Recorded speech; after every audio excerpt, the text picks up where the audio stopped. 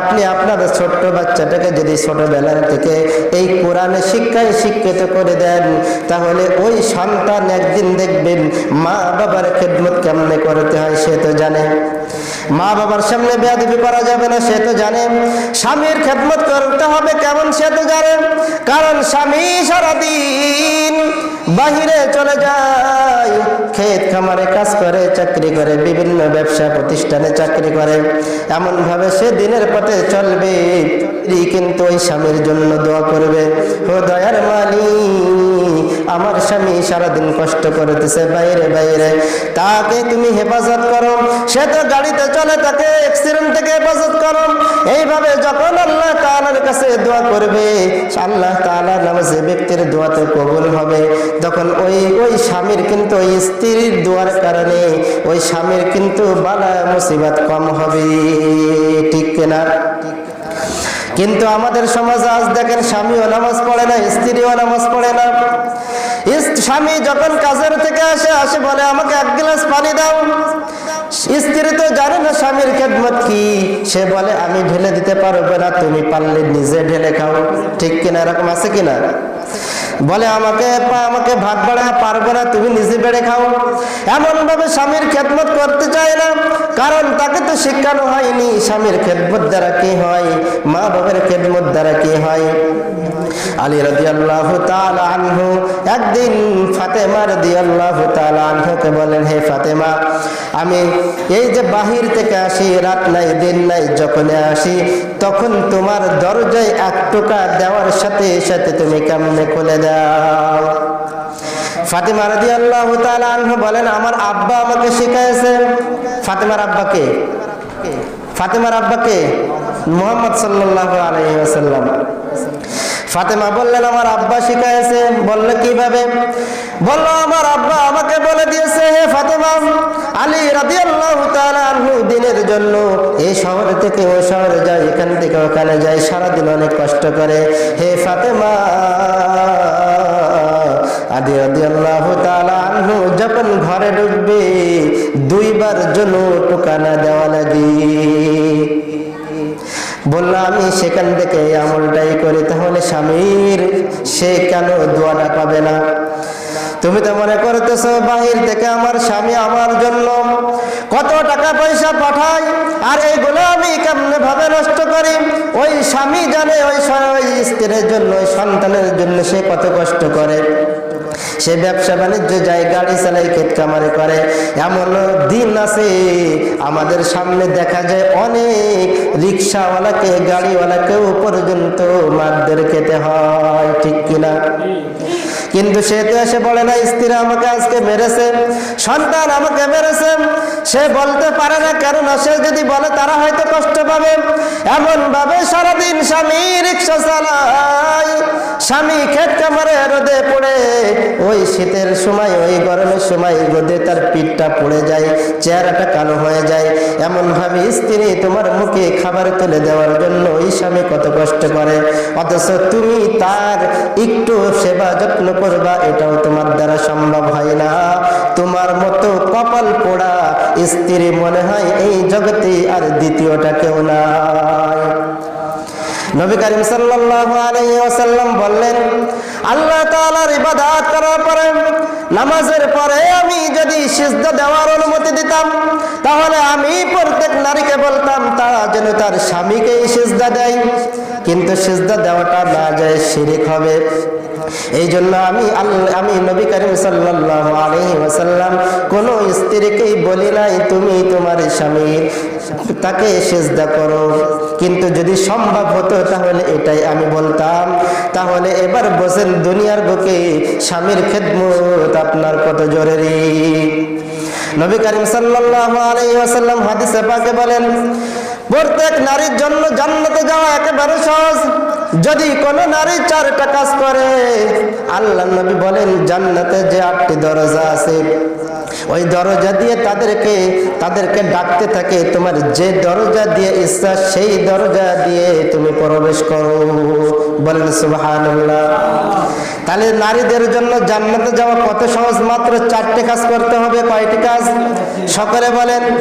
মাত্র 4টি কাজ যদি কোনো মহিলা কোনো মা বোন পালন করে, তাহলে আল্লাহর নবী বলেন জান্নাতের 8টি দরজা তাকে ডাকতে থাকে, আমার দরজা দিয়ে তুমি জান্নাতের ভিতরে প্রবেশ করো। 1 নাম্বারগুলো মনে রাখবেন। কয়টা কাজ? 4টে কাজ। 1 নাম্বার হলো 5 ওয়াক্ত নামাজ সময় মতো আদায় করতে হবে। সকালেরটা দুপুরে, দুপুরেরটা বিকেলে, বিকেলেরটা রাত্রে, এমন না। যদি কোনো নারী 5 ওয়াক্ত নামাজ সঠিকভাবে আদায় করে, সময় মতো আদায় করে, তাহলে ওই মা বোনের জন্য এই সুসংবাদ। 2 নম্বরটা হলো যদি কোনো মা বোন ঠিক মতো রোজা রাখে। 3 নম্বরটা হলো যদি কোনো স্ত্রী তার স্বামীর খেদমত করে, খুশি করে, দুনিয়া থেকে চলে যেতে চায় না। নবী করিম সাল্লাল্লাহু আলাইহি ওয়াসাল্লাম বলেন যদি কোনো স্ত্রী দুনিয়ার থেকে বিদায় নিয়ে চলে যায়, এমত অবস্থায় ওই স্বামী যদি ওই স্ত্রীর উপরে খুশি থাকে, আল্লাহর নবী বলেন তার জন্য জান্নাত ওয়াজিব। আর যদি কোনো স্ত্রী দুনিয়ার থেকে বিদায় নিয়ে চলে যায় আর ওই স্বামী যদি বলে এই কুলাঙ্গার পেতনি দুনিয়ার থেকে মরে গিয়েছে, এবার আমি বাঁচেছি, যদি এমন ভাবে নারাজ ওই স্ত্রীর উপরে থাকে, তাহলে বুঝে রাখবেন আপনার কপালে কোনোদিন জান্নাত নাই। তাহলে স্ত্রী স্বামীর খেদমত করবে, স্বামীকেও একটু বোঝা উচিত।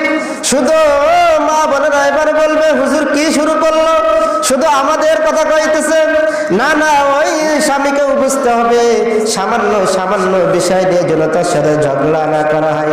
লবণটা বেশি হলো কেন, ঝোল একটু বেশি হলো কেন, লবণ কম হলো কেন, না না এমন করা যাবে না। দুইজনের সমন্বয় মিলেই হলো সংসার। আর এই সংসার যদি আপনি সুখময় করতে চান, তাহলে আল্লাহর হুকুম অনুযায়ী, নবীর তরিকা অনুযায়ী আপনার জীবন যাপন করেন। আল্লাহর নবী বলেন ওই সংসারটাই হবে দুনিয়ার বুকে জান্নাত। তাহলে 3 নম্বরটা হলো স্বামীর খেদমত করতে হবে। স্বামীর খেদমত মানে এমন না খেদমত করলাম কিন্তু পিছন থেকে টাকা চুরি করে অন্যদিকে খরচ করলাম, না না। স্বামীর যত যা কিছু আছে সব আপনার উপর আমানত। স্বামীর যে সম্পদ আছে, যে টাকা পয়সা রয়েছে, তার রোজগার রয়েছে, সবকিছু আপনার কাছে আমানত। আপনি যদি স্বামীর অনুমতি ব্যতীত 1টি টাকা এদিক সেদিক করেন, তাহলে মনে রাখবেন আপনার স্বামীর ইনকামের ভিতরে কোশ্চিনকালেও বরকত আসবে না।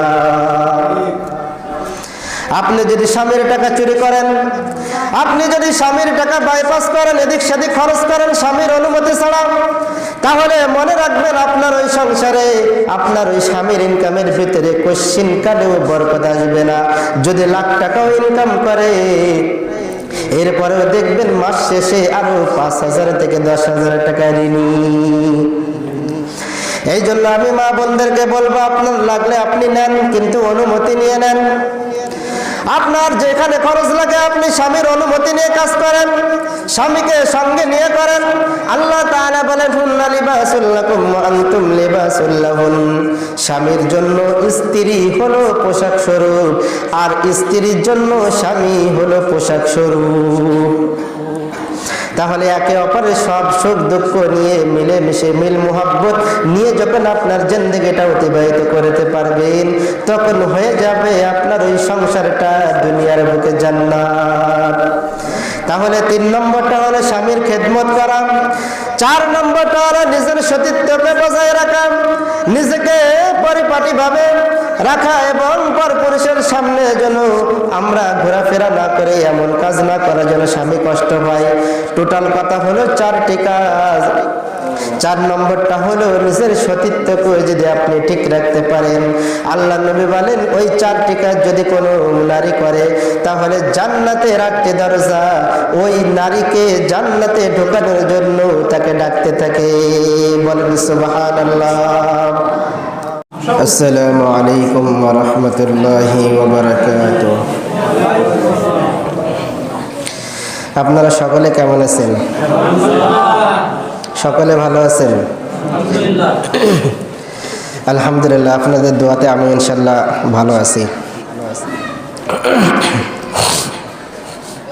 লোক তো আসার সময় দেখলাম অনেক মানুষ নিচে আছে। আজ পবিত্র এই যে মাহফিল হচ্ছে, এটা কালকে থাকবে না। এজন্য যারা এদিক সেদিক ঘোরাফেরা করছেন, আমি তাদেরকে অনুরোধ করে বলবো যে আপনারা এই জান্নাতের বাগানে চলে আসেন। যে যেখানে আছেন আমরা সকলে এই জান্নাতের বাগানে চলে আসি। আল্লাহ তাআলা হয়তো এই ওসিলা করে আমাকে আপনাকে হয়তো মুক্তি দিতে পারেন। সকলে বলেন আমিন। কারণ ইয়া আইয়ুহাল্লাযীনা আমানু বিতাগু ইলাইহিল ওয়াসিলা, আল্লাহ রাব্বুল আলামিন বলেন যদি কারো হিসাব চাই তাহলে সেই হিসাব দিয়ে জান্নাতে যাবে এমন কোনো মানুষ এই পৃথিবীতে নাই। অতএব তোমরা আমার সামনে ওসিলা পেশ করো। তা হতে পারে এই সামান্য একটু দিনের জন্য কুরবানি ওসিলা, এটা হয়তো আপনার আমার হয়তো জিন্দেগির একটা কি ওসিলা হতে পারে। আল্লাহ তাআলা হয়তো এই ওসিলা করে মাফ করে দিতে পারেন। সকলে বলেন আমিন। এই জন্য আমরা যারা ঘোরাফেরা করেছি তাদেরকে আমি অনুরোধ করে বলবো, আপনারা দয়া করে মেহেরবানি করে এই মাহফিলের যে প্যান্ডেল যেটা আছে, অর্থাৎ যে জায়গায় আমাদের কথা আলোচনা চলছে, এই জায়গায় আমরা সকলে চলে আসি। সকলে বলেন আমিন। তাদেরকে সহি বুঝদান করুন। সকলে বলেন আমিন।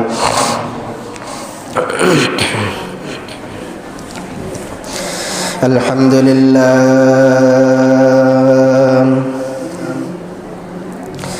আলহামদুলিল্লাহিল্লাযী জাআলাশ শামসা ওয়াল কমারা বিহুসবান ওয়ান নাজমা ওয়াশ-শাজারা ইয়াসজুদান ওয়া ফাদ্দালা জামানান আলা জামান কামা ফাদ্দালা মাকানান আলা মাকান ওয়া ইনসানান আলা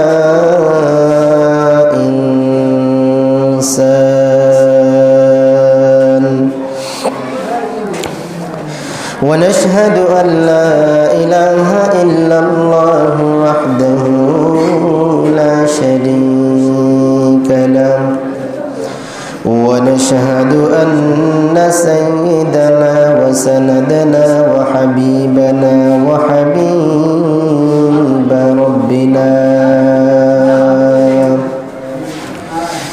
وحبيب ربنا وطبيبنا وطبيب قلوبنا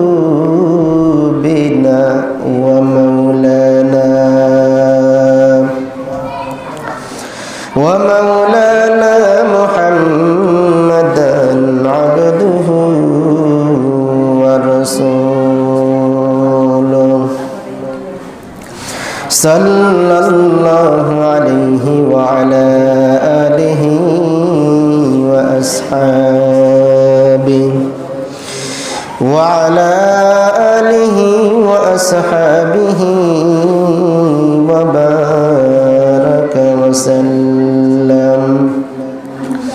وبارك وسلم تسليما كثيرا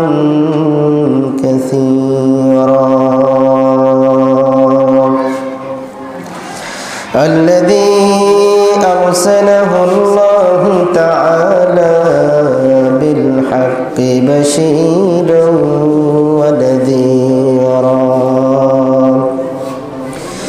وداعيا إلى الله بإذنه وسراجا منيرا.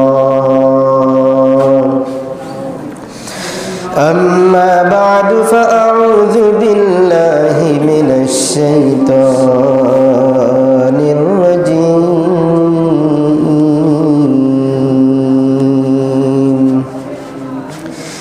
بسم الله الرحمن الرحيم.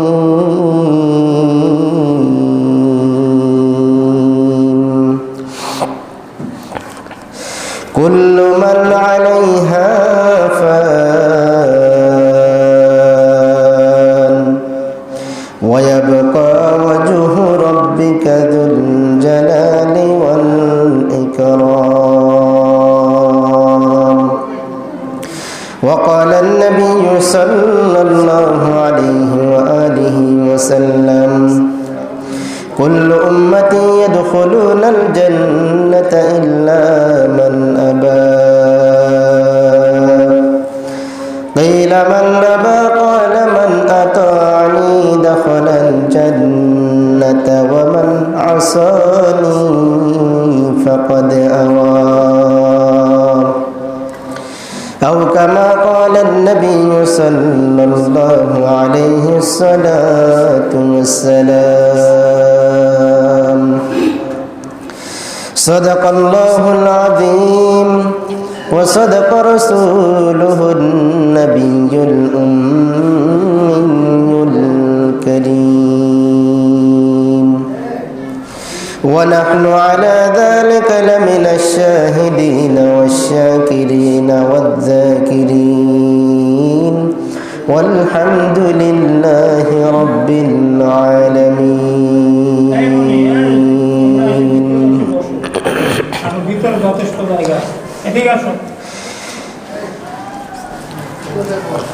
সকলে দুরূদ শরীফ পড়ি। اللهم صل على محمد وعلى آل محمد كما صليت على إبراهيم وعلى آل إبراهيم إنك حميد مجيد اللهم بارك على محمد وعلى آل محمد كما باركت على إبراهيم وعلى آل إبراهيم إنك حميد مجيد محمد نے آकर کفر کو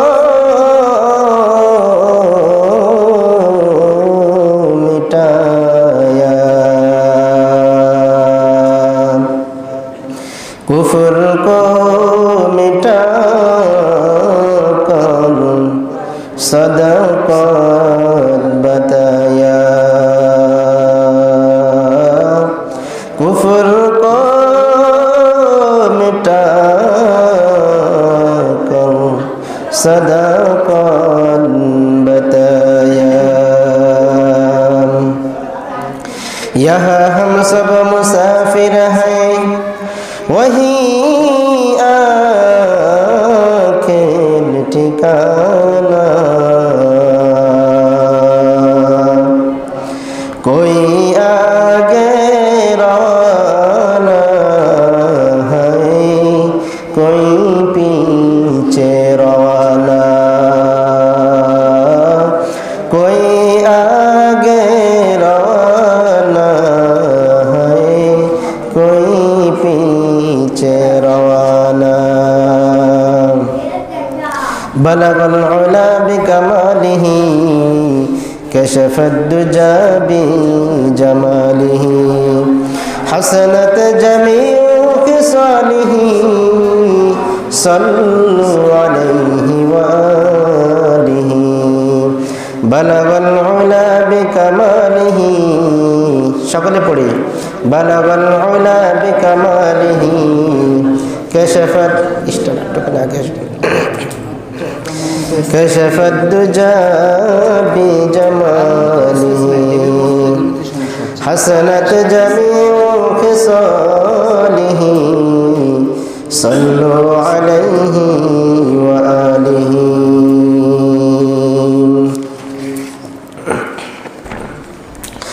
মুআজ্জাজ মুহতারাম সম্মানিত হাজিরিন, দামোদর কেফি কিরাতুল কোরআন হাফিজিয়া মহিলা মাদ্রাসা উদ্যোগে ৮ম বার্ষিক ওয়াজ ও মাহফিল ২০২৫ সভাপতিত্ব করবেন মোহাম্মদ আনোয়ার হোসেন। এবং বিশেষ অতিথি হিসেবে আলোচনা করেছেন হযরত মাওলানা মশিউর রহমান, ইমাম ও খতিব, মিলিটারি কলেজের স্কুল খুলনা। আল্লাহ রাব্বুল আলামিন আমাদেরকে মাহফিলকে পরিপূর্ণ রূপ দেওয়ার জন্য যে যেখান থেকে এসেছেন, যে যেভাবে পরামর্শ দিয়েছেন, এসে হোক বা পরামর্শ দিয়ে হোক, টাকা পয়সা দিয়ে হোক, যেভাবেই এই মাহফিলটাকে পরিপূর্ণ রূপ দেওয়ার জন্য আমরা চেষ্টা করলাম, আল্লাহ রাব্বুল আলামিন আমাদের এই মাহফিলটাকে কবুল করে নেন। সকলে বলেন আমিন। এবং এই মাহফিলের ওসিলা করে আল্লাহ রাব্বুল আলামিন আমাকে আপনাকে দুনিয়াতে চির শান্তি ও আখিরাতে চির মুক্তির ব্যবস্থা করে দিন। সকলে বলেন আমিন। এই মাহফিলটা হওয়াতে আপনারা সকলে খুশি নাকি বেজার? সকলে খুশি না, শুধু এই কয়েকজনই খুশি। যারা খুশি না তারা তো বাইরেই আছে, তারা মাহফিলের ভিতরে কি পারে না, ঢুকতে পারে নাই, তারা খুশি না। তারা কি খুশি না? আল্লাহ তাআলা পৃথিবীতে মানুষ সৃষ্টি করেছে তিন ধরনের, পুরুষ, মহিলা, আর এক দল কি? হ্যাঁ, আপনারা জানেন না? পুরুষ, মহিলা, আর এক দল কি জানে না। তা যারা পুরুষ তারা পুরুষ প্যান্ডেলে আছে, আর যারা মহিলা তারা মহিলা প্যান্ডেলে আছে, আর যারা বাজার ঘাটে আছে তারা 3 নম্বর। এখন যারা বাজার ঘাটে আছে এরা যদি 3 নম্বর পরিচয় দেয় তাহলে বাজার ঘাটেই থাকবে। আর যদি মনে করে না আমরা প্রয়োজন সেরে আমরা দিনের মাহফিলে বসবো, আল্লাহ তাআলা এটাকেই কবুল করে আমাকে হয়তো মাফ করে দিতে পারে, তাহলে তারা কি এই পুরুষ প্যান্ডেলে চলে আসবে। আল্লাহ তাআলা সকলকে বোঝার তৌফিক দান করে। তাহলে এই মাহফিলটা হওয়াতে আমরা সকলে কি খুশি, কিন্তু ইবলিস খুশি, শয়তান খুশি। তেমনি এক ধরনের মুনাফিক, তারাও কিন্তু খুশি না, তারাও কি খুশি না। কিন্তু আল্লাহ তাআলা যে বিধিবিধানগুলো আছে, আল্লাহ তাআলা হুকুমগুলো আছে, এগুলো আল্লাহ তাআলা মুমিন বান্দাদের দিয়েই কি করবেন, আগিয়েই নেবেন। এটা বন্ধ করার ক্ষমতা পৃথিবীর কারো নাই। যুগে যুগে এই ইসলামের বিরোধিতা মানুষ করেছে, কিন্তু ইসলামকে মেটাতে পেরেছে নাকি? ইসলাম এখনো পর্যন্ত কি বিদ্যমান, কিয়ামত পর্যন্ত আশা করি থাকবে। যারাই বিরোধিতা করবে, যারা এর নষ্ট করে দেওয়ার জন্য চেষ্টা করবে, তারাই কি হয়ে যাবে, ধ্বংস হয়ে যাবে। আল্লাহ তাআলা আমাদের সকলকে সহিহ বুঝদান করেন। সকলে বলেন আমিন।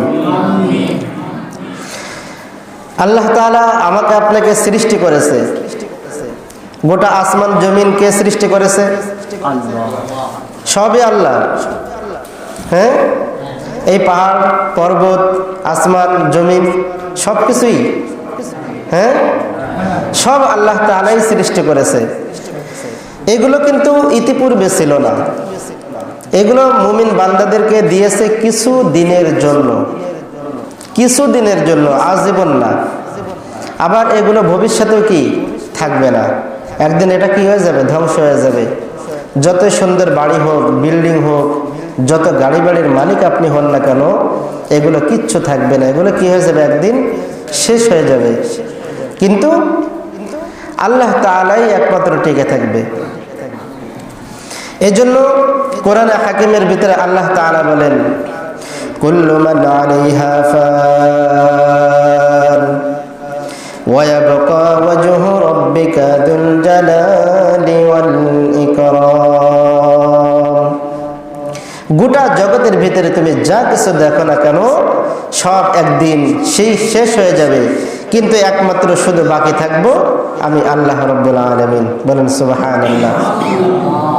পৃথিবীতে আপনি যা কিছু দেখেন না কেন, 100 তলার মালিক বলেন, 500 তলার বাড়ি বলেন, আর যত কোটি টাকার মালিক হন না কেন, 100-500 গাড়িটার মালিক হন না কেন, তাকেও কি একদিন এই পৃথিবী ছেড়ে চলে যেতেই হবে।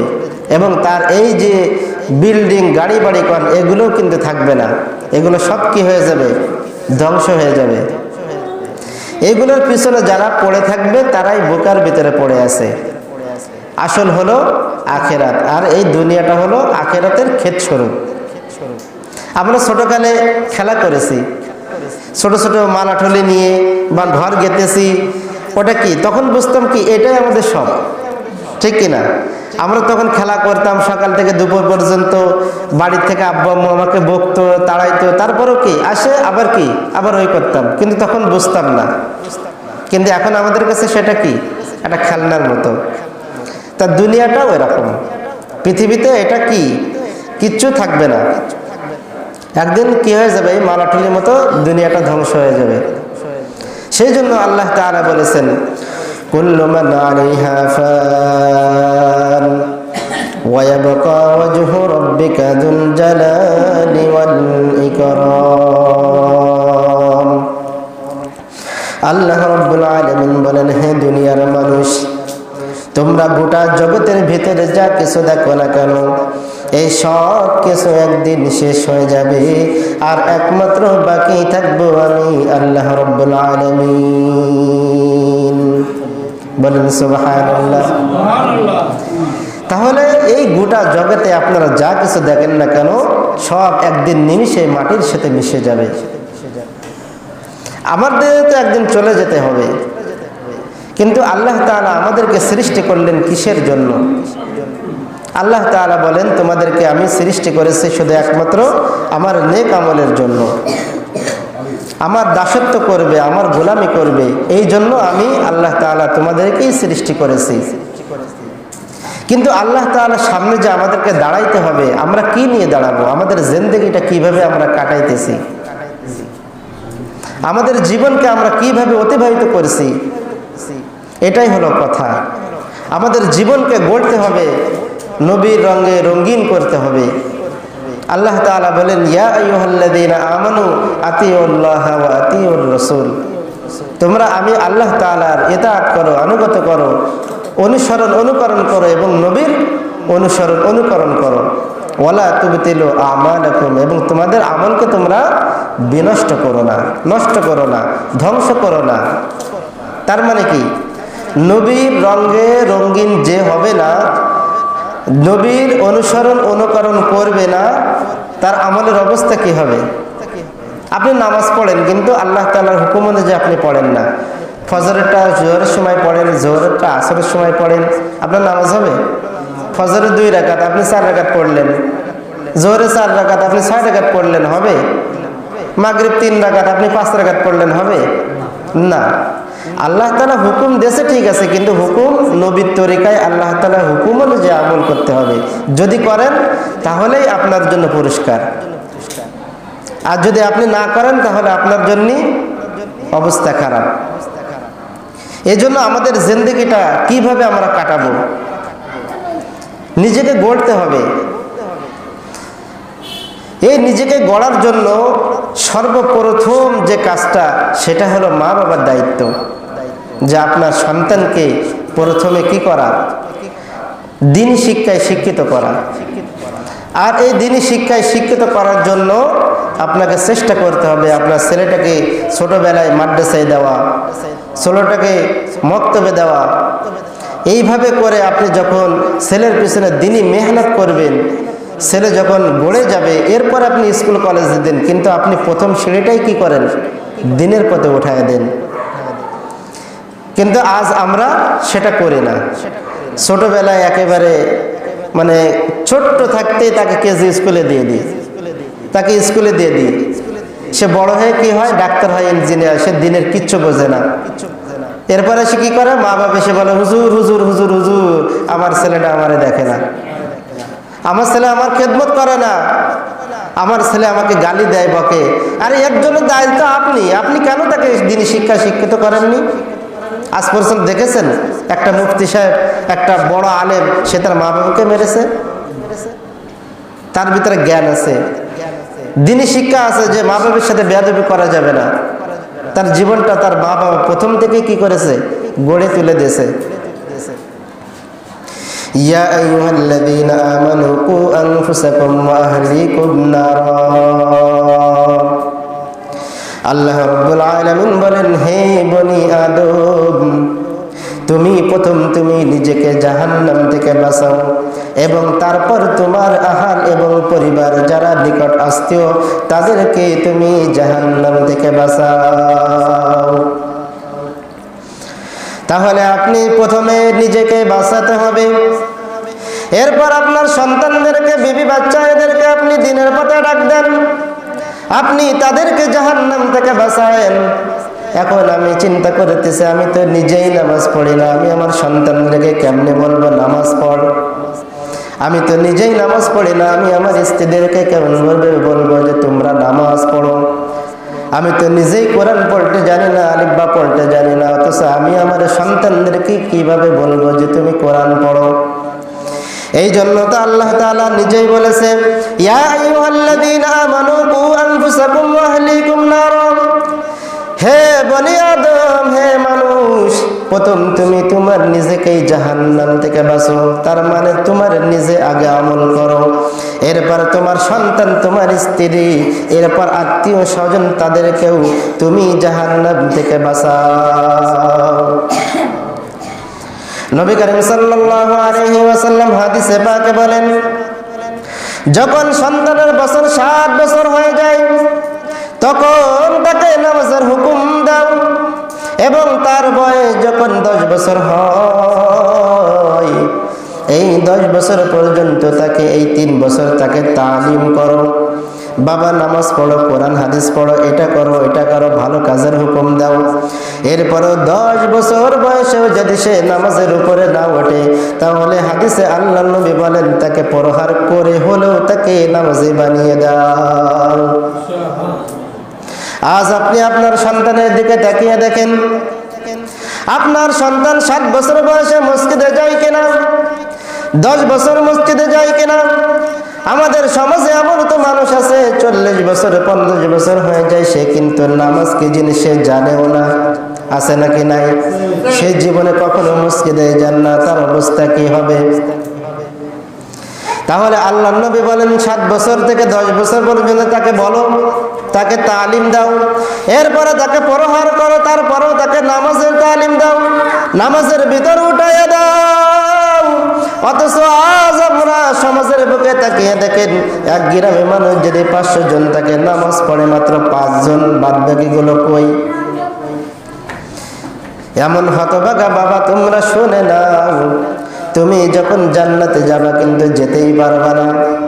তুমি মনে করতেছো আমি নিজে আমল করিয়া করিয়া জান্নাতে যাব, না না। যখন বাবা সন্তানকে যখন এমন ভাবে তালিম দিবে না, বাবা এরপরও যদি আমল করিয়া যদি জান্নাতিও হয়ে যায়, ওই সন্তান পিছন থেকে বাবার জামা আঁকড়ে ধরবে, বলবে আল্লাহ, আমার বাবা আমাকে কখনো নামাজ শিখাই নাই, রোজা শিখাই নাই, কোরআন শিখাই নাই, আর সে নিজে আমল করে জান্নাতে যাবে। তা হবে না যে বাবা আমাকে নামাজ কালাম শিখাই নাই, আমাকে জাহান্নামের পথে ঠেলে দিয়েছে, অতএব আমি সন্তান বাবাকেও জান্নাতে যেতে দিব না। বলেন নাউজুবিল্লাহ। তাহলে আপনাকে কি করতে হবে? সন্তানকে দিনের পথে উঠাইতে হবে। আর এর জন্য আপনার সর্বপ্রথম দরকার হলো আপনাকে ওই সন্তানের তালিম দেওয়া। আর ওই সন্তানকে দিনের পথে যখন আপনি উঠাইবেন, এর জন্য আপনার সর্বপ্রথম যে চেষ্টা, সেটা হলো একজন কোরআনওয়ালা মা ঘরে আনতে হবে, ঠিক কিনা? মা যদি কোরআন পড়তে জানে, মা যদি হাদিস পড়তে জানে, ওই ঘুমের সময় সন্তানকে তা পড়ে পড়ে সে ছোটবেলা থেকেই মুখস্থ হয়ে যায়। যখন সন্তান নামাজ পড়বে না, মা বাবা যখন দেখবে যে আমার সন্তান নামাজ পড়ে না, সে কিন্তু তাকে বলবে, কেননা বাবা নামাজ পড়ে, মা নামাজ পড়ে, সন্তান নামাজ পড়ে না। এভাবে যখন 5 দিন দেখবে, 5 দিন বলবে, অটোমেটিক কিন্তু একদিন সন্তানও না মসজিদে চলে যাবে নামাজের জন্য। মা চলে যাবে মায়ের পাশে নামাজ পড়ার জন্য, কেননা সে নিত্যদিন দেখতেছে আমার বাবা 5 ওয়াক্ত নামাজ পড়ে মসজিদে গিয়ে, আমার মা সেও যাই নামাজ বিছায়া প্রতিদিন 5 ওয়াক্ত নামাজ পড়ে। যখন দেখবে সন্তানকে যখন বলবে, বাবাও যখন সন্তানকে বলবে, একদিন দেখবেন বলতে বলতে ওই সন্তানও নামাজের পথে উঠে যাবে। আর যার অন্তরের ভিতরে কোরআন আছে, সে তো আল্লাহর রহমতের ভিতরে থাকবে। সে বড় হইয়া যখন দেখবে আমার মা বাবা, আমি তো জানি মা বাবাকে কষ্ট দেওয়া যাবে না। সে দেখবে যখন আমি আমার কারণে যখন মা বাবা কষ্ট পাবে না, সে কিন্তু মা বাবার খেদমত করবে। সে কিন্তু সব সময় চাইবে আমার এমন কোনো কাজ বা কর্ম যেন না হয় যার কারণে আমার মা বাবা কষ্ট পেতে পারে। অথচ আজ আমরা মা বাবা অনেক ভুক্তভোগী। দিনের তালিম না দেওয়ার কারণে ছোটবেলা থেকে আমি স্কুলে পড়িয়েছি, কলেজে পড়িয়েছি, লাখ লাখ টাকা কোটি কোটি টাকা খরচ করে আজ বড় শিক্ষিত করেছি, ডক্টর বানিয়েছি, ইঞ্জিনিয়ার বানিয়েছি। যখন সে টাকা পয়সার মালিক হয়, এমন কুলাঙ্গার সন্তান আমাদের জমিনে আছে। টাকা পয়সার মালিক হওয়ার পর ওই মা বাবাকে দেখে না, তাকে বৃদ্ধাশ্রমে রেখে আসে।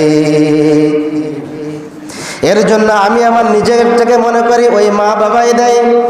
কারণ সে তো কোনোদিন কোরআন পড়ে না, হাদিস পড়ে না, তাহলে মা বাবার খেদমত করতে হবে সে জানবে কোত্থেকে? এগুলো স্কুলে পড়ানো হয় মনে হয় না? স্কুলে পড়ানো হয়?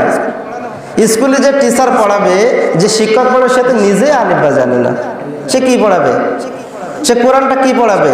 কোরআন পড়লে মানুষের দিলটা নরম হয়, নামাজ পড়লে মানুষের দিলটা নরম হয়। সে নামাজে পড়ে না, কোরআনে পড়ে না, সে হেডমাস্টার হিন্দু। হেডমাস্টার কি হিন্দু? বোরকা পরে গেলে গায়ে বোরকা পরা যাবে না। ও ইসলামে দেখলে কিরাম কিরাম মনে হয়, ও পড়লে তুমি আর কলেজ আসবে না, মাদ্রাসা চলে যাবা।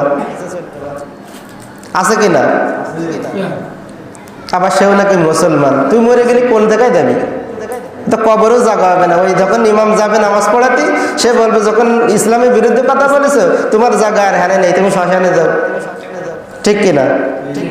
এটাই করা উচিত।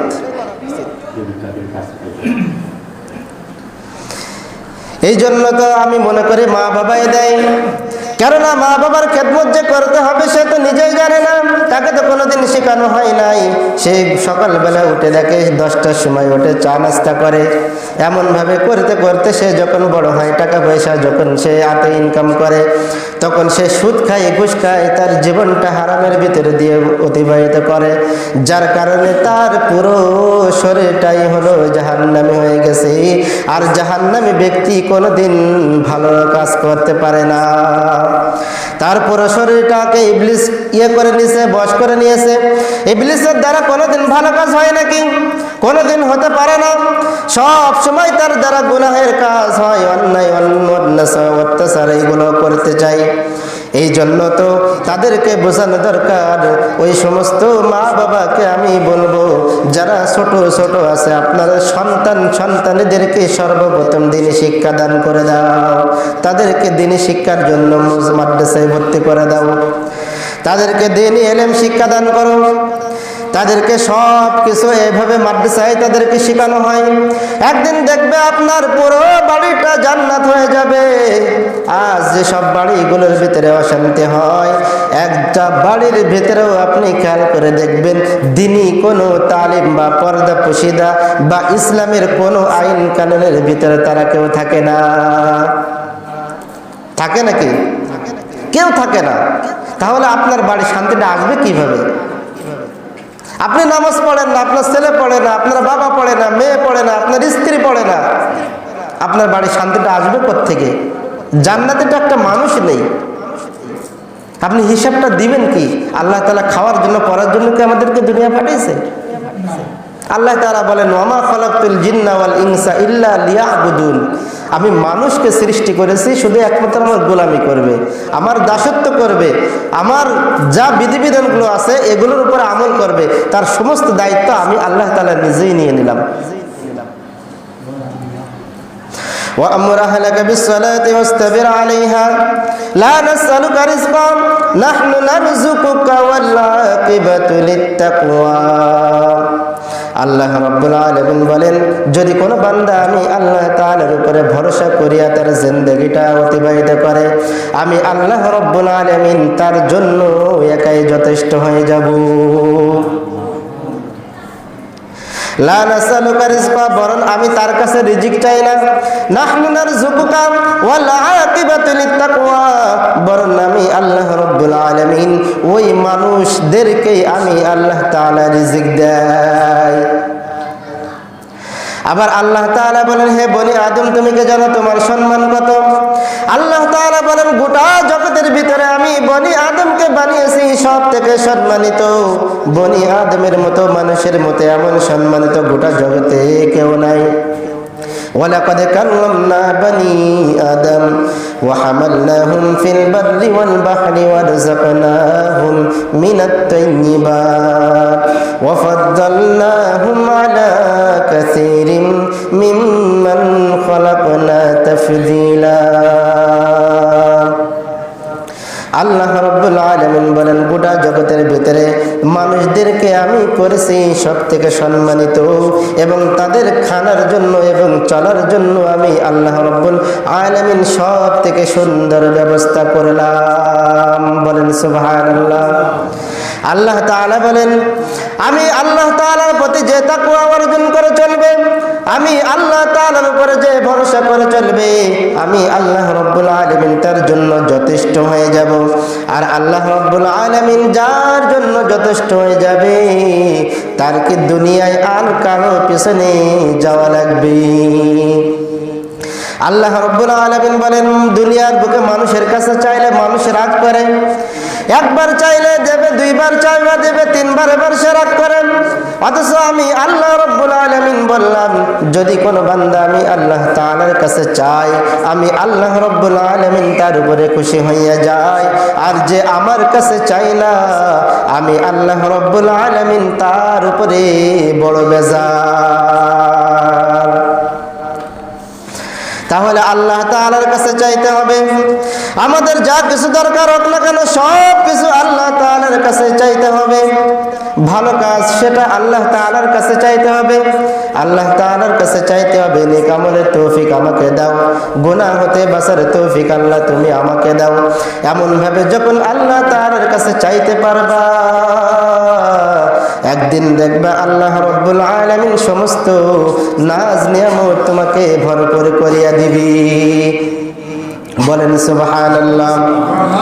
তাহলে আমাদের জীবনটাকে আমরা কিভাবে গড়ব? সব সময় আমাদেরকে মনে রাখতে হবে, আমার নিজের দ্বারা যেন কেউ কষ্ট না পায়। এমন কোনো কাজ করা যাবে না যে কাজের দ্বারা আমার একজন ভাই কষ্ট পায়। আল মুসলিম আকুল মুসলিম, আমরা হলাম পরস্পর ভাই। মুসলমান একে অপরের উপরে কেমন যেন একদম ভাইয়ের মতো। আল্লাহ নবী বলেন, শরীর একটা যেমন, কোথাও যদি একটু কেটে যায়, একটু ব্যথা লাগে, তাহলে পুরো শরীরটা ব্যথায় জর্জরিত হয়ে যায়, চোখ দিয়ে পানি পড়ে ব্যথায়। তাহলে আমি আল্লাহ রাব্বুল আলামিন নবীর মাধ্যম দিয়ে বলে দিলাম, মুসলমান হলো একজন আরেকজনের ভাই। কেমন যেন এক ভাইয়ের যদি কোনো কষ্ট হয়, ওই কষ্টটা তুমি নিজেও যখন অনুভব করবে, তখন তুমি মুসলমানের ভাই। আজ আমাদের অবস্থার দিকে তাকিয়ে দেখেন, ভাই তো দূরের কথা, আমার দ্বারা মানুষ কষ্ট পাবে তো দূরের কথা। আমি এত হিংস্র হয়ে গেছি, আমার সাথে কথা বলতে মানুষ ভয় পাই। কিসের বাহাদুরি বলেন? আমার ক্ষমতার পাওয়ার, আমার টাকা পয়সার পাওয়ার। না রে যুবক, না, তোমার এই টাকা পয়সার পাওয়ার কিন্তু থাকবে না। ফিরাউনের থেকে বেশি টাকা পয়সা তোমার হয় নাই। নমরুদের থেকে ক্ষমতাবান তুমি হতে পারো নাই। সাজ্জাতের মতো টাকা পয়সার মালিক তুমি হতে পারো না। তারা একদিন দুনিয়ার থেকে বিদায় নিয়ে চলে গেছে, তাহলে তোমাকেও একদিন এই দুনিয়ার থেকে বিদায় নিয়ে চলে যেতে হবে। তাহলে তুমি মানুষের সাথে খারাপ ব্যবহার করিয়া, মানুষ তোমার উপরে অসন্তুষ্ট হইয়া, তুমি যে মানুষের বদদুয়া কোড়াইয়া তোমার জিন্দেগিটা নিয়ে যাইতেছ, এতে তোমার কি লাভ একটু আমাকে বলেন।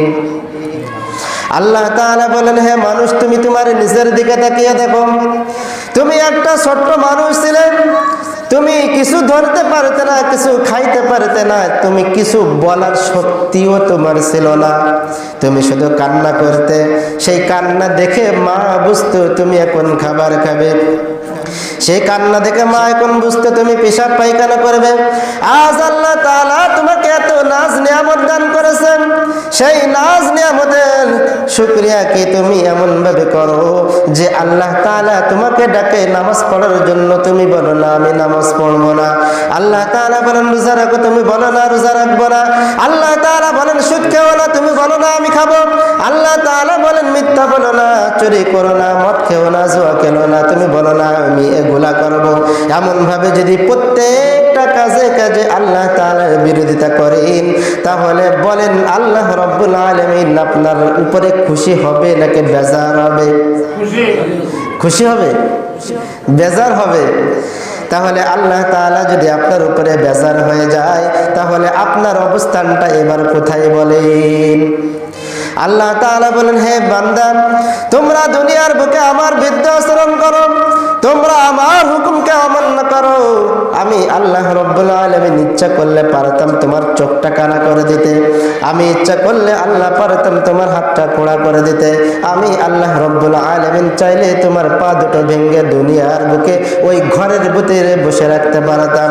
অথচ আমি আল্লাহ তাআলা তোমাকে কত মায়া করে কত স্নেহ করে জানো নাকি? তুমি এত অন্যায় করার পর আমি আল্লাহ রাব্বুল আলামিন তোমার খানাটাকে বন্ধ করি নাই, তোমার হাত পাকে আমি সুন্দরভাবে রেখেছি, এমনকি তোমাকে আমি কোনো অপমানও করি নাই। তুমি যে অন্যায় করেছো, অপরাধ করেছো, তোমার অপরাধ যদি তোমার সন্তান জানে, তাহলে তোমাকে কোনোদিন বাবা বলে ডাকবে না।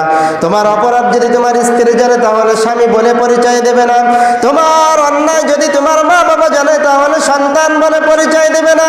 আল্লাহ তাআলা বলেন আমি সমস্ত অপরাধকে গোপন করি, আমি আল্লাহ তাআলা তোমাকে মায়ার নজর দিয়ে রাখি। হে আমার প্রিয় বান্দা, তোমরা যারা অন্যায় করেছো, অপরাধ করেছো, গুনাহ করে ফেলেছো, আমি আল্লাহ রাব্বুল আলামিনের কাছে তোমরা ফিরে আসো এবং খাঁটি তওবা করে নাও। যদি বান্দা তুমি খাঁটি তওবা করতে পারো, আমি আল্লাহ রাব্বুল আলামিন মুহূর্তে তোমাদের জিন্দেগীর সমস্ত গুনাহ থেকে মাফ করিয়ে দিব। সুবহানাল্লাহ। قل يا عبادي الذين أسرفوا على أنفسهم لا تقنطوا من رحمة الله إن الله يغفر الذنوب جميعا إنه هو الغفور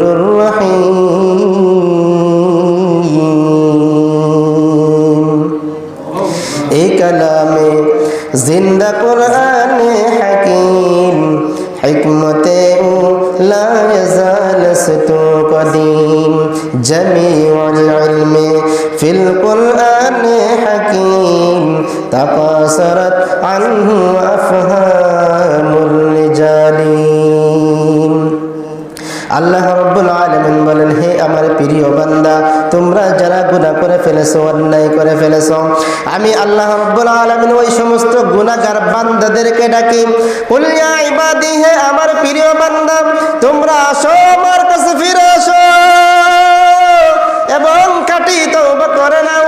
যদি কোনো মুমিন বান্দা আমি আল্লাহ তাআলার কাছে ফিরে আসতে পারে এবং খাঁটি তওবা করতে পারে, আমি আল্লাহ রাব্বুল আলামিন বললাম লা তাকনাতু মিন রাহমাতিল্লাহ, তোমরা আমার রহমত থেকে কখনো নিরাশ হয়ে যেও না। তোমরা আমার কাছে ফিরে আসো এবং খাঁটি তওবা করে নাও। যদি কোনো মুমিন বান্দা আল্লাহ তাআলার কাছে ফিরে আসে এবং খাঁটি তওবা করে নাই, আল্লাহ রাব্বুল আলামিন বলেন মুহূর্তে তার জিন্দেগীর সমস্ত গুনাহ থেকে মাফ করিয়ে দিই। বলেন সুবহানাল্লাহ। তাহলে আল্লাহ তাআলার কাছে ফিরে আসতে হবে। এই দুনিয়াটা কিছুই না, এই দুনিয়াটা আপনাকে একদিন ছেড়ে চলে যেতেই হবে, কিন্তু আপনি কি নিয়ে যাবেন সেটাই হলো কথা। যদি আপনি নেক আমল নিয়ে আল্লাহ তাআলার সামনে হাজির হতে পারেন, ওই নেক আমলে আপনাকে কিয়ামতের দিন বাঁচাইয়া দিবে। فمن يعمل مثقال ذرة خيرا يره ومن يعمل مثقال ذرة شرا يره। আল্লাহ রাব্বুল আলামিনকে ওই দিন কিয়ামতের দিন ওই গুনাহগার বান্দারা আল্লাহ তাআলাকে বলবেন হে দয়ার মালিক, এমন কি আমল নামা তুমি আমাদের হাতে দিলে যে কোথায় চুরি করে একটু বিড়ি খেয়েছিলাম, গাঁজা খেয়েছিলাম, কত অন্যায় করেছি পৃথিবীর কেউ জানে না, বাগানের ভিতরে ঘরের ভিতরে কত দরজা দিয়ে জানলা দিয়ে কত অন্যায় কাজ করেছি কেউ জানে না।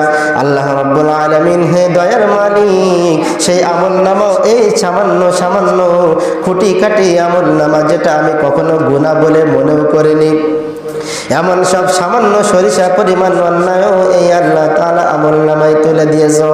আবার আল্লাহ তো যারা নেককার হবে, আল্লাহ তাআলা বলেন সামান্য সামান্য গুনাহ এখানে দেখতে পাবে, আবার সামান্য সামান্য নেক আমলও এখানে দেখতে পাবে।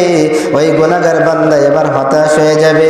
এবার হতাশ হয়ে যাওয়ার পর আল্লাহ তাআলাকে বলবেন, আমাকে দুনিয়ার বুকে আরেকবার যাওয়ার সুযোগটা করে দাও। এবার গিয়ে পুরো জিন্দেগিটা শুরু থেকে শেষ পর্যন্ত সব তোমার নেক আমল নিয়ে, পাহাড় পরিমাণ নেক আমল নিয়ে আল্লাহ তাআলা তোমার সামনে হাজির হয়ে যাব। আল্লাহ তাআলা বলবেন, না না বান্দা, দুনিয়ার বুকে একবার তোমাকে পাঠিয়েছে, দ্বিতীয়বার আর সুযোগ নাই। আজ তোমার ফয়সালা দেওয়ার দিন। যদি তুমি নেক আমল নিয়ে আল্লাহ তাআলার সামনে হাজির হইতে পারো তাহলে তোমার জন্য জান্নাত, আর যদি তুমি নেক আমল না নিয়ে শুধু বদ আমল নিয়ে আল্লাহ তাআলার সামনে হাজির হয়ে যাও তাহলে তোমার জন্য জাহান্নাম। এই জন্য তো আল্লাহ তাআলা বলতেছেন, মৃত্যু যখন এসে যাবে এরপরে আর কোনো সুযোগ তোমার থাকবে না। এই জন্য দুনিয়ার বুকে যতদিন তুমি আসো, যদি কোনো অপরাধ হয়ে যায়, অন্যায় হয়ে যায়, আমি আল্লাহ রাব্বুল আলামিনের কাছে ফিরে আসো এবং খাঁটি তওবা করে নাও। যদি কোনো বান্দা খাঁটি তওবা করতে পারে, আমি আল্লাহ রাব্বুল আলামিন মুহূর্তে তার জিন্দেগীর সমস্ত গুনাহ থেকে মাফ করিয়ে দিব। বলেন সুবহানাল্লাহ। এই জন্য এখনো যারা আমরা গুনাহ করেছি, অন্যায় করেছি, আল্লাহ তাআলার কাছে ফিরে আসতে পারি না, এখনই আল্লাহ তাআলার কাছে আমরা খাঁটি তওবা করে নিব এবং আমাদের সন্তানদেরকে দিনে পথে উঠাবো, যেন তারা দুনিয়ার বুকে যেমন রাজার হালতে থাকে আল্লাহ তাআলার হুকুম অনুযায়ী জীবন যাপন যেন তারা করতে পারে। এমন ভাবে যদি আপনি ছোটবেলার থেকে আপনার সন্তানদের প্রতি চেষ্টা করেন, একদিন দেখবেন তারাই আপনাকে জান্নাতের মেহমান বানিয়ে দিবে। বলেন সুবহানাল্লাহ। কিভাবে দেখেন, আল্লাহর নবী বলেন, যখন কিয়ামতের দিন ভয়াবহ অবস্থা হবে তখন কিন্তু এক ধরনের মানুষ থাকবে, তারা কোনো পেরেশানির ভিতরেই থাকবে না, হাসি খুশির ভিতরে থাকবে। তারাই হলো হাফেজে কোরআন। কিয়ামতের দিন শুধু একমাত্র নবীরাই সুপারিশ করার সুযোগ পাবে, দ্বিতীয়তে কথা বলার কেউ সুযোগই পাবে না। নবীরা পর্যন্ত নাফসি নাফসি বলবেন, তাহলে মানুষের কি করবে? এবার আপনারাই বুঝেন। মানুষ হয় হাই হুতাশ করতে করতে, নাফসি নাফসি করতে করতে কিন্তু বেহুশ হয়ে যাবে। ওই দিন কিন্তু এক ধরনের মানুষ থাকবে যারা হাফেজে কোরআন, ওই দিন তাদের কি কোনো চিন্তাও থাকবে না। আল্লাহ তাআলা বলবেন, একটা আয়াত পড়ো আর একটা তালায় উঠে যাও। এইভাবে কিন্তু 6666 তালায় সে হাফেজে কোরআন উঠে যাবে। আর ওই হাফেজে কোরআন এমন মর্যাদা আল্লাহ তাআলা দিবেন, ওই হাফেজের মা বাবাকে নূরের টুপি পরিয়ে দেওয়া হবে, যে নূরের টুপি এই সূর্যের আলো, ওই টুপি নূরের টুপির কাছে কোনো আলোই হবে না।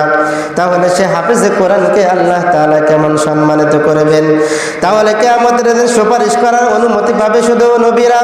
আল্লাহ তাআলা ওই দিনকে স্পেশাল পাওয়ার দিবেন হাফেজে কোরআনদেরকে। আল্লাহ তাআলা বলবেন, ও আমার হাফেজে কোরআন, আমি আল্লাহ রাব্বুল আলামিন তোমাদেরকে সেই নবীওয়ালা সম্মান দিয়ে দিলাম, এমনকি তুমি এখন আমি আল্লাহ তাআলার কাছে সুপারিশ করতে পারো। সেই হাফেজে কোরআন আল্লাহ তাআলার কাছে সুপারিশ করবে, ও দয়ার মালিক, আমার আব্বা হয়তো গুনাহের কারণে জাহান্নামী হয়ে গেছে, ও দয়ার মালিক তাকে জান্নাতি করে দাও। আমার মা গুনাহের কারণে জাহান্নামী হয়ে গেছে, তাকে জান্নাতি করে দাও। আমার ভাই গুনাহের কারণে জাহান্নামী হয়ে গেছে, আমার বোন গুনাহের কারণে জাহান্নামী হয়ে গেছে, তাকে জান্নাতি করে দাও। আল্লাহ তাআলা বলে, এমন ভাবে তাকে আমি পাওয়ার দেব, তার সুপারিশের মাধ্যম দিয়ে আল্লাহ রাব্বুল আলামিন 10 জন জাহান্নামী ব্যক্তিকে জান্নাতে ঠিকানা দিয়ে দিবেন। তাহলে সন্তানদেরকে মাদ্রাসায় পড়ার জন্য আমরা দিব তো? আল্লাহ তাআলা বলেন, কোরআন কত দামি জানেন? আমি কোরআন আসমানে নাজিল করতে চেয়েছিলাম কিন্তু নিতে পারিনি ভয়তে। আমি এই কোরআন জমিনে নাজিল করতে চেয়েছিলাম, কিন্তু জমিনটাও ভয়তে থরথর করে কেঁপে উঠলো, নিতে রাজি হয়নি। আমি আল্লাহ রব্বুল আলামিন এই কোরআনটাকে পাহাড়ের উপরে নাজিল করতে চেয়েছিলাম। আল্লাহ রব্বুল আলামিন বলেন, লাউ আনজালনা হাদাল কুরআন আলা জাবালিন লারাআইতাহু খাশিআন মুতাসাদ্দিআন মিন খাশিয়াতিল্লাহ। আল্লাহ রব্বুল আলামিন বলেন, পাহাড়ের উপরে আমি কোরআনটাকে নাজিল করতে চেয়েছিলাম, কিন্তু এই কোরআনের ওজন সে সহ্য করতে পারবে না, এই জন্য সে রাজি হয়নি।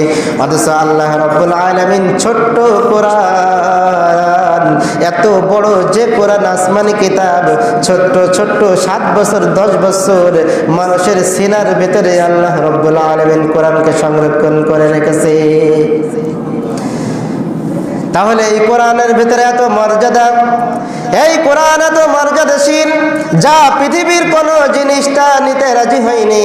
অথচ আল্লাহ রব্বুল আলামিন ছোট্ট একটা মানুষ 7 বছর 10 বছর 15 বছর মানুষের অন্তরের ভিতরে আল্লাহ রব্বুল আলামিন এই কোরআনকে জমা করে রেখেছেন। বলেন সুবহানাল্লাহ।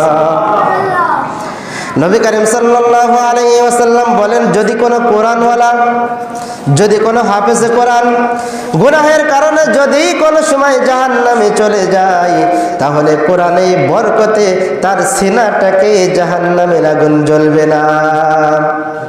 বলেন সুবহানাল্লাহ। তাহলে আপনি আপনার ছোট্ট বাচ্চাটাকে যদি ছোটবেলা থেকে এই কোরআনের শিক্ষায় শিক্ষিত করে দেন, তাহলে ওই সন্তান একদিন দেখবেন মা বাবার খেদমত কেমনে করতে হয় সে তো জানে, মা বাবার সামনে বেয়াদবি করা যাবে না সে তো জানে, স্বামীর খেদমত করতে হবে কেমন সে তো জানে। কারণ স্বামী সারাদিন বাহিরে চলে যায়, ক্ষেত খামারে কাজ করে, চাকরি করে, বিভিন্ন ব্যবসা প্রতিষ্ঠানে চাকরি করে, এমনভাবে সে দিনের পথে চলবে। আর ওই স্ত্রী কিন্তু ওই স্বামীর জন্য দোয়া করবে, ও দয়ার মালিক, আমার স্বামী সারাদিন কষ্ট করতেছে বাইরে বাইরে, তাকে তুমি হেফাজত করো, সে তো গাড়িতে চলে, তাকে অ্যাক্সিডেন্ট থেকে হেফাজত করো। এইভাবে যখন আল্লাহ তাআলার কাছে দোয়া করবে, আল্লাহ তাআলা নামাজে ব্যক্তির দোয়া তো কবুল হবে, তখন ওই স্বামীর কিন্তু ওই স্ত্রীর দোয়ার কারণে ওই স্বামীর কিন্তু বালা মুসিবত কম হবে, ঠিক কিনা? কিন্তু আমাদের সমাজে আজ দেখেন, স্বামীও নামাজ পড়ে না, স্ত্রীও নামাজ পড়ে না। স্বামী যখন কাজের থেকে আসে বলে আমাকে 1 গ্লাস পানি দাও, স্ত্রী তো জানে না স্বামীর খেদমত কি, সে বলে আমি ঢেলে দিতে পারবো না, তুমি পারলে নিজে ঢেলে খাও, ঠিক কিনা? এরকম আছে কিনা? বলে আমাকে ভাত বাড়ায় দাও, সে বলে না পারবো না, তুমি নিজে বেড়ে খাও। এমন ভাবে স্বামীর খেদমত করতে চায় না, কারণ তাকে তো শিক্ষানো হয়নি স্বামীর খেদমত দ্বারা কি হয়, মা বাবার খেদমত দ্বারা কি হয়। আলী রাদিয়াল্লাহু তাআলা আনহু একদিন ফাতেমা রাদিয়াল্লাহু তাআলা আনহাকে বলেন, হে ফাতেমা, আমি এই যে বাহির থেকে আসি, রাত নাই দিন নাই, যখন আসি তখন তোমার দরজায় 1 টোকা দেওয়ার সাথে সাথে তুমি কেমনে খুলে দাও? ফাতেমা রাদিয়াল্লাহু তাআলা আনহা বলেন, আমার আব্বা আমাকে শিখাইছে। ফাতেমার আব্বাকে? ফাতেমার আব্বাকে মুহাম্মদ সাল্লাল্লাহু আলাইহি ওয়াসাল্লাম। ফাতেমা বললেন, আমার আব্বা শিখাইছে। বললে কিভাবে? বলল, আমার আব্বা আমাকে বলে দিয়েছে, হে ফাতেমা, আলী রাদিয়াল্লাহু তাআলা আনহু দিনের জন্য এই শহর থেকে ওই শহরে যায়, এখান থেকে ওখানে যায়, সারাদিন অনেক কষ্ট করে। হে ফাতেমা, আলী রাদিয়াল্লাহু তাআলা আনহু যখন ঘরে ঢুকবে 2 বার জন্য টুকানা দেওয়া লাগে। বলল, আমি সেখান থেকে এই আমলটাই করি, তাহলে স্বামীর সে কেন দোয়াটা পাবে না? তুমি তো মনে করতেছো বাহির থেকে আমার স্বামী আমার জন্য কত টাকা পয়সা পাঠায়, আর এইগুলো আমি কেমনে ভাবে নষ্ট করি। ওই স্বামী জানে ওই স্ত্রীর জন্য, ওই সন্তানের জন্য সে কত কষ্ট করে। সে ব্যবসা বাণিজ্য যায়, গাড়ি চালায়, ক্ষেত খামারে করে। এমন দিন আছে আমাদের সামনে দেখা যায় অনেক রিক্সাওয়ালাকে, গাড়িওয়ালাকেও পর্যন্ত মারধর খেতে হয়, ঠিক কিনা? কিন্তু সে তো এসে বলে না স্ত্রী আমাকে আজকে মেরেছে, সন্তান আমাকে মেরেছে, সে বলতে পারে না, কেননা সে যদি বলে তারা হয়তো কষ্ট পাবে। এমন ভাবে সারাদিন স্বামী রিক্সা চালায়, স্বামী ক্ষেত খামারে রোদে পড়ে ওই শীতের সময় ওই গরমের সময় রোদে তার পিঠটা পুড়ে যায়, চেহারাটা কালো হয়ে যায়। এমনভাবে স্ত্রী তোমার মুখে খাবার তুলে দেওয়ার জন্য ওই স্বামী কত কষ্ট করে, অথচ তুমি তার একটু সেবা যত্ন করবা এটাও তোমার দ্বারা সম্ভব হয় না। তোমার মতো কপাল পোড়া স্ত্রী মনে হয় এই জগতে আর দ্বিতীয়টা কেউ নাই।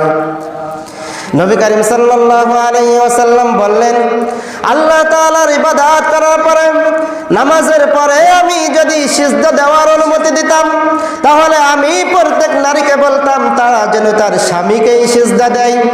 কিন্তু সিজদা দেওয়াটা না যায়, শিরক হবে।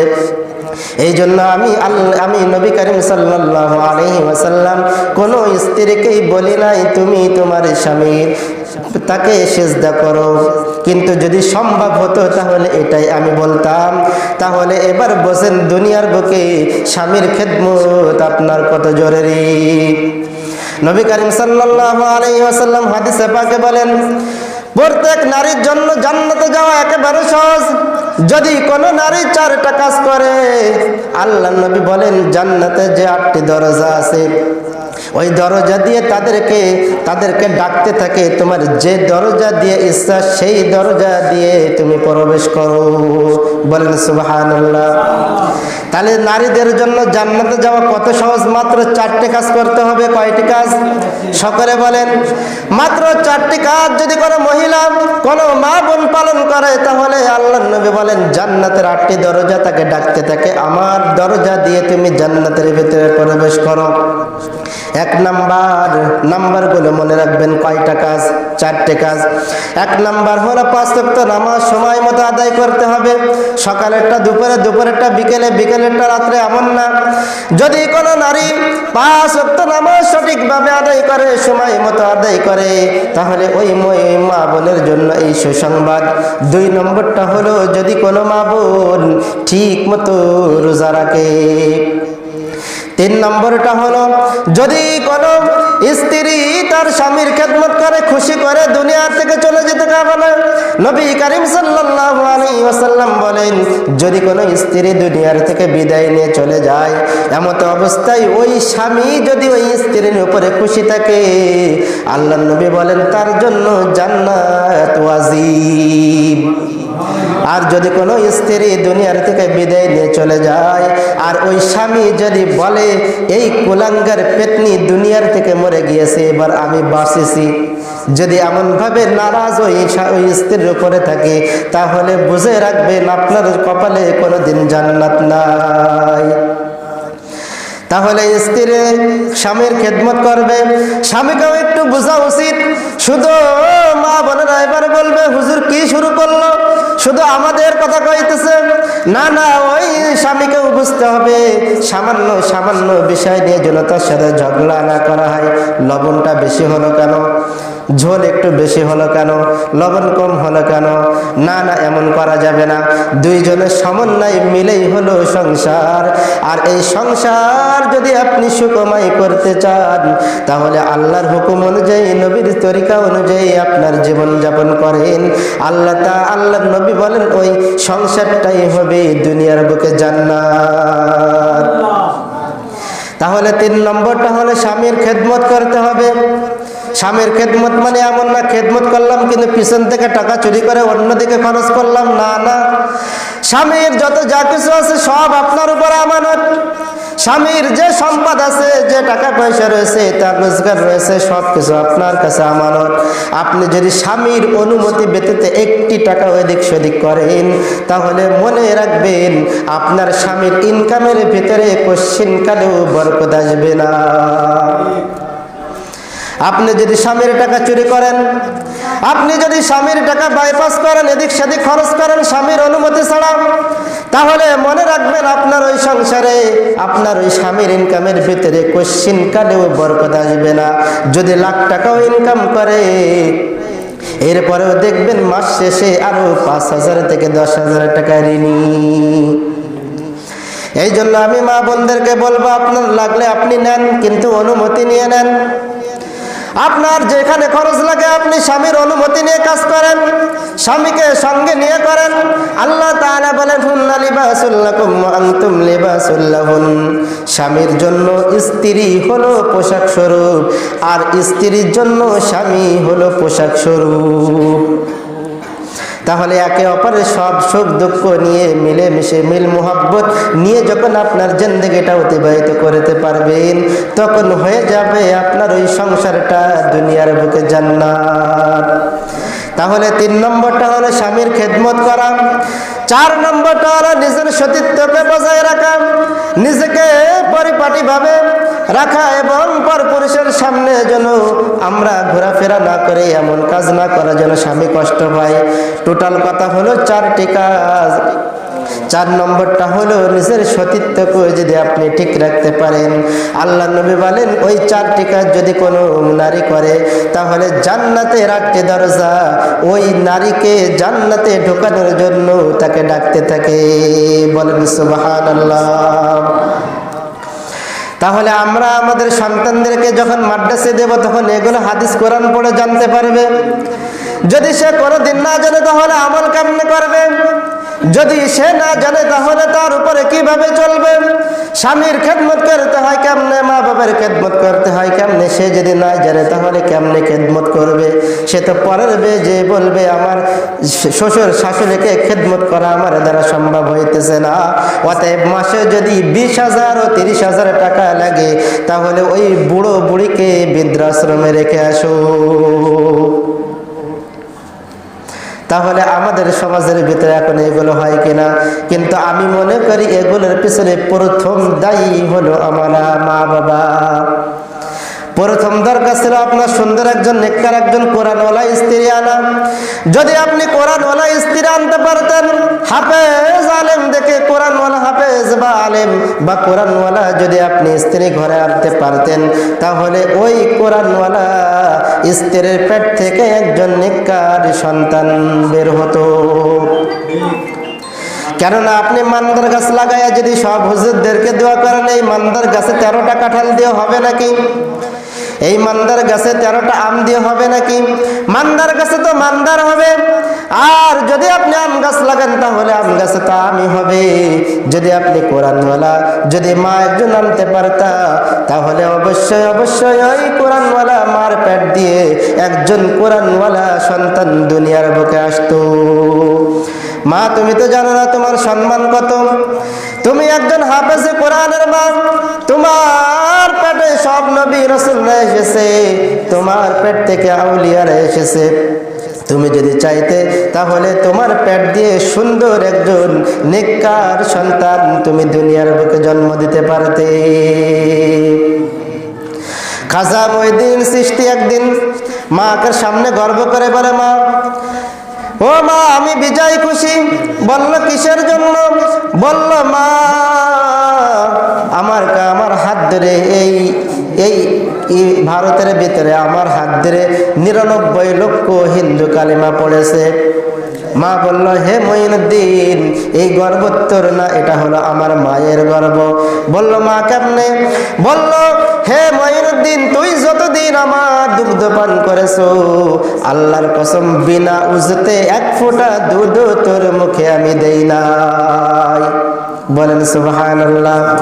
তাহলে মা তুমি যদি এমন ভাবে তোমার জীবনকে অতিবাহিত করতে পারো তাহলে তোমার জন্য রয়েছে এমন সুন্দর সন্তানের আশীর্বাদ। তাহলে দুনিয়ার বুকে ওই মা বাবার থেকে ধন্য করে মা বাবা নাই যার একজন সন্তান হাফেজ আলেম হয়ে গেল। দুনিয়ার বুকে এমন কোন ওই মা বাবার থেকে ভালো কপালওয়ালা মা বাবা নাই যার একজন সন্তান তার মা বাবার জানাজাটা পড়ায় চলে গেল। যদি মা বাবাও যদি কখনো কবর গিয়া যাবে তাই তাহলে ওই সন্তান কবরের পাশে গিয়ে যখন বলবে রব্বির হামহুমা কামা রব্বায়ানি সগীরা, আল্লাহ রাব্বুল আলামিন সাথে সাথে ওই মা বাবার কবরের আযাবকে মাফ করিয়া দিবেন। বলেন সুবহানাল্লাহ। এমনভাবে আমরা যখন আমাদের সন্তানকে যখন কোরআনওয়ালা বানাইতে পারবো, আল্লাহ রাব্বুল আলামিন বলেন ওই মা বাবা সব থেকে দুনিয়ার বুকে ধন্য মা বাবা হয়ে যাবে। আমরা পারবো তো ইনশাল্লাহ? আমাদের সন্তানদেরকে মাদ্রাসায় দিব তো ইনশাল্লাহ? আল্লাহ তাআলা আমাদের সন্তানদেরকে কোরআনওয়ালা এবং এর উপরে যেন আমরা চালাইতে পারি, সেই জন্য আল্লাহ তাআলা যেন আমাদের সকলকে সেই তৌফিক দান করেন। সকলে বলেন আমিন। তাহলে আপনি যদি এই দুনিয়ার বুকে একজন নেককার সন্তান আপনি রেখে যেতে পারেন, তাহলে ওই কিয়ামতের দিন যখন কঠিন হাসরের ময়দান হয়ে যাবে, এই মাথার আজ 9 কোটি 30 লক্ষ মাইল উপরে এই সূর্য, ওই দিন আপনার এক হাত অথবা 1 বিঘা উপরে চলে আসবে। যখন ওই সূর্যের 12টা মুখ আছে, 12টা মুখের কারণে মাথার মগজগুলো ভাতের মানের মতো টকবক করতে থাকবে। আমল নামা দেওয়া হবে বাম হাতে, যারা নেক আমল করবে তাদের আমল নামা দেওয়া হবে ডান হাতে। ওই দিনকে মানুষ শুধু নাফসি নাফসি বলবে। ওই দিন সন্তান চলে যাবে মায়ের কাছে, বাবার কাছে, যে বলবে বাবা আমাকে একটা নেকি দাও, মা আমাকে একটা নেকি দাও। আমি দুনিয়ার বুকে তাকিয়ে দেখলাম সব থেকে নিঃস্বার্থভাবে, সব থেকে আপন বলে মা তুমি আমার, তুমি আমাকে একটা নেকি দাও। আল্লাহ রাব্বুল আলামিন বলেন ইয়াউমা ইয়াফিরুল মারউ মিন আখিহি ওয়া উম্মিহি ওয়া আবিহি ওয়া সাহিবাতিহি ওয়া বানি। সন্তান চলে যাবে বাবার কাছে, কিন্তু বাবা তার পরিচয় দিবে না। সন্তান চলে যাবে মায়ের কাছে, মা বলবে আমার বিয়েই হয়নি, তুই কোত্থেকে হলি। ভাই ভাইয়ের কাছে চলে যাবে, পরিচয় দিবে না। বোন ভাইয়ের কাছে চলে যাবে। এমন ভাবে দুনিয়ার বুকে আমরা যে এত সম্পর্কে সব থেকে কাছের যিনি স্বামী আর স্ত্রী, ওই দিনকে স্বামী তার স্ত্রী পরিচয় দিবে না, স্ত্রী তার স্বামীকে পরিচয় দিবে না। মানুষ একটা নেকির জন্য জাহান্নামে চলে যাবে। ওই দিন একমাত্র বন্ধু থাকবে শুধু আল্লাহ রাব্বুল আলামিন। আল্লাহ রাব্বুল আলামিন বলেন ওই দিন তৃতীয় কোনো পন্থা নাই। আল্লাহ তাআলা বলেন দুইটা থাকবে, নেক আমলওয়ালা জান্নাতি আর বদ আমলওয়ালা জাহান্নামী। তৃতীয় কোনো পন্থা নাই। আল্লাহ রাব্বুল আলামিন বলেন যারা নেক আমল করবে তারাই হলো জান্নাতে চলে যাবে, আর যারা বদ আমল করবে তাদের জন্য রয়েছে জাহান্নাম। আল্লাহ রাব্বুল আলামিন বললেন ওই বিচারের দিন আসার আগে, মৌতের আসার আগে তুমি তোমার এই দুনিয়ার বুকে যদি কোনো অন্যায় করে থাকো, অপরাধ করে থাকো, তাহলে তুমি সাথে সাথে আল্লাহ রাব্বুল আলামিনের কাছে তওবা করে নাও। আর যদি বান্দা তুমি খাঁটি তওবা করতে পারো, আল্লাহ রাব্বুল আলামিন বলেন মুহূর্তে তার জিন্দেগির সমস্ত গুনাহ থেকে মাফ করিয়া দিব। বলেন সুবহানাল্লাহ। যদি আপনার কপালটা ভালো হয় তাহলে আপনি ইবাদত করার পরে আল্লাহ তাআলার কাছে তওবা করে নেবেন। আর যদি আপনার দিলটা যদি আবু জেহেলের মতো যদি পাথর হয়ে যায়, নবীর 13টা বছরের বয়ান শুনিয়াও আবু জেহেল কালেমা পড়ল না, অথচ ওমরের মতো মানুষ নবীর কল্লা কাটতে গিয়ে কালেমা পড়ে মুসলমান হয়ে গেল এবং এত আমল করেছে, এত প্রিয় হয়ে গিয়েছে। আল্লাহ রাব্বুল আলামিন দুনিয়ার বুকে তাদেরকে জান্নাতের ঠিকানা দিয়ে দিয়েছেন। বলেন সুবহানাল্লাহ।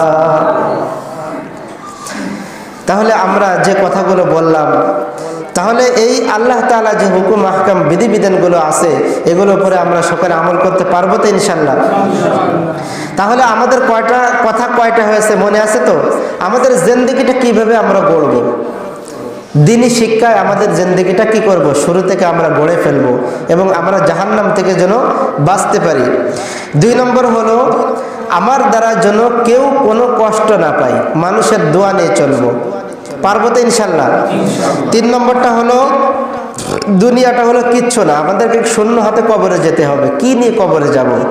যদি নেক আমল নিয়ে যাই জান্নাতি, বদ আমল নিয়ে গেলি জাহান্নামী। তাহলে তারপরে নম্বর আমরা স্বামীর খেদমত করব। পারবো তো ইনশাল্লাহ? আর আমাদেরও বোঝা উচিত যেন আমাদের কারণে আমাদের স্ত্রীরাও যেন কষ্ট না পায়।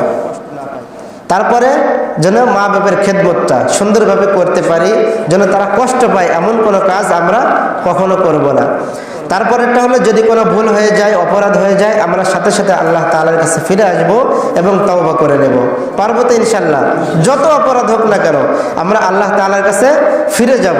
আল্লাহ তাআলা অবশ্যই অবশ্যই আমাদের তওবাকে কবুল করে নেবেন। যা দু একটি কথা বললাম এর উপরে আমাকে আপনাকে আমল করা এবং এর উপরে যেন আমরা চলতে পারি। আল্লাহ তাআলা আমাদের সকলকে সেই তৌফিক দান করে।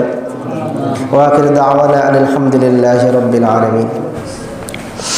আলহামদুলিল্লাহি রাব্বিল আলামিন والصلاة والسلام على سيد الأنبياء والمرسلين وعلى آله وأصحابه أجمعين يا أرحم الراحمين يا أرحم الراحمين يا أرحم الراحمين رب ارحمهما كما ربياني صغيرا رب ارحمهما كما ربياني صغيرا رب ارحمهما كما ربياني صغيرا ربنا تقبل منا إنك أنت السميع العليم وتب علينا إنك أنت التواب الرحيم ও দয়ার মালিক, আমরা কয়েকজন গুনাহগার বান্দা আপনার দরবারে হাত তুলেছি।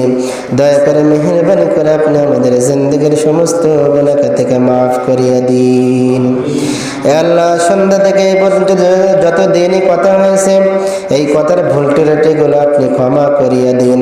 আর এর যদি কোনো সওয়াব হয়ে থাকে সবটাকে আপনি কোটি কোটি গুণ বৃদ্ধি করিয়া নবী করিম সাল্লাল্লাহু আলাইহি ওয়াসাল্লামের রওজা মুবারকে পৌঁছা দিন। আল্লাহ, এরপর থেকে দুনিয়ার শুধু থেকে এই পর্যন্ত যত মুমিন মুমিনাত মুসলিম মুসলিমাত দুনিয়ার থেকে চলে গেছে, হে আল্লাহ, সবার রুহে মাগফিরাতে এই সওয়াবটুকু পৌঁছায় দেন। ও দয়ার মালিক, আমরা যেন আপনার দ্বীনের হুকুম অনুযায়ী জীবন যাপন করতে পারি সেই তৌফিক আপনি আমাদেরকে দান করে দিন। হে আল্লাহ, 5 ওয়াক্ত নামাজ যেন পড়তে পারে সেই তৌফিক দান করে দিন। আল্লাহ, আমাদের ভিতরে অনেক অসুস্থ আছে, আল্লাহ দ্রুত তাদেরকে সুস্থতা দান করে দিন। অনেকে পেরেশানির ভিতরে আছে, আল্লাহ পেরেশানিকে আপনি দূর করিয়ে দিন। ও দয়ার মালিক, এই দুনিয়ার শুরু থেকে এই পর্যন্ত যত মুমিন মুমিনাত মুসলিম মুসলিমাত দুনিয়ার থেকে বিদায় নিয়ে চলে গেছে, জানি না তার কবরে কি হালাত। যদি কোনো কবরে আযাব হয়ে থাকে আল্লাহ কবর আযাবকে আপনি মাফ করিয়ে দিন এবং তার কবরকে জান্নাতে টুকরা বানিয়ে দিন।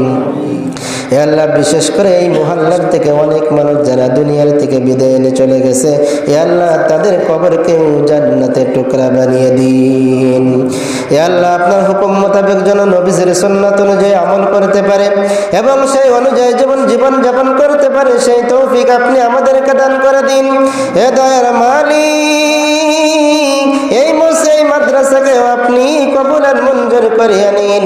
এখানে যারা পড়তেছে আল্লাহ তাদেরকে আপনি কবুল আর মঞ্জুর করিয়া নিন। যা ফাটা গলা দিয়ে জাদু একটি কথা বললাম এর উপরে যেন আমরা সকলে আমল করতে পারে সেই তৌফিক দান করে দিন। হে আল্লাহ, আপনি আমাদের সকলকে জান্নাতের মেহমান বানিয়ে দিন। হে আল্লাহ, আপনার দিনের উপরে চলার জন্য আপনাদের সহজ করে দিন। হে আল্লাহ, চলতে গিয়ে যেন যদি কোনো অপরাধ হয়ে থাকে আল্লাহ তওবা করতে পারে সেই তৌফিক আপনি আমাদেরকে দান করে দেন। হে আল্লাহ, অনেক মানুষ এখানে আছে তাদের দুনিয়ার বুকে মা নাই বাবা নাই। হে আল্লাহ, আপনি তো বলেছেন সন্তান যদি তার মা বাবার জন্য দোয়া করে ওই দোয়াকে আমার ফিরায় দিতে লজ্জা লাগে। হে আল্লাহ, সন্তান তার মা বাবার জন্য দোয়া করতেছে রে মালিক, সন্তানের হাতের উসিলা করে তার কবরের মা বাবার কবরে আযাবকে আপনি মাফ করিয়ে দিন। আল্লাহ, আপনার হুকুম মোতাবেক যেন আমরা সকলে চলতে পারি সেই তৌফিক আপনি আমাদেরকে দান করে নিন। আল্লাহ, আপনি আমাদের সকলকে যেন আপনার জান্নাতে যেতে পারে সেই তৌফিক দান করে দিন। আল্লাহ, হাউজের কাউসারের পানি যেন আমরা নবীর থেকে পান করতে পারে সেই তৌফিক দান করে দিন।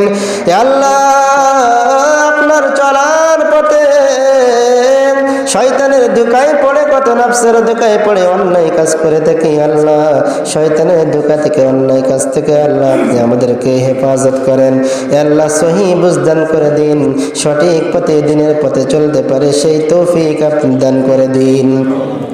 রব্বির হামহুমা কামা রব্বায়ানি সগীরা রব্বির হামহুমা কামা রব্বায়ানি সগীরা রব্বির হামহুমা কামা রব্বায়ানি সগীরা ربنا تقبل منا إنك أنت السميع العليم وتب علينا إنك أنت التواب الرحيم দয়ার মালিক নবী করিম সাল্লাল্লাহু আলাইহি ওয়াসাল্লাম যা কিছু আপনার কাছে চেয়েছে এগুলো আমাদের জন্য চাওয়াটা পূরণ করে দিন আর যা থেকে আপনার কাছে পানা চেয়েছে এগুলো আপনি আমাদেরকে হেফাজত করুন ইয়া আল্লাহ নবীর ওসিলা করে আল্লাহ আপনি আমাদের দোয়াখানিকে কবুল আর মঞ্জুর করিয়া নিন সুবহান রাব্বিকা রাব্বিল ইজ্জাতি আম্মা ইয়াসিফুন ওয়া সালামুন আলাল মুরসালিন ওয়ালহামদুলিল্লাহি রাব্বিল العالمين آمين برحمتك يا أرحم الراحمين